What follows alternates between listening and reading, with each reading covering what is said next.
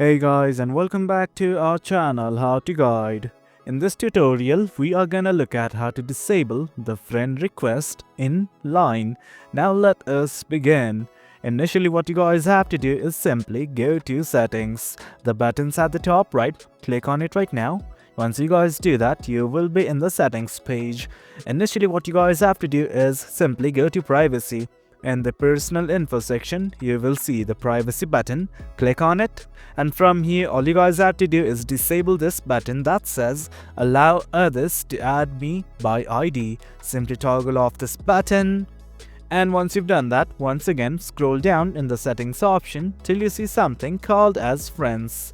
It is under the general info tab. Click on it, and this is it. All you guys have to do is toggle off both these buttons, that is auto add friends and allow others to add me. As you guys can see, I have already toggled them off. Well guys, that is it. That's how we disable friend request in line. The process is quite easy. Hope you guys found this video informative, and for more content like this, do remember to hit like, share and subscribe.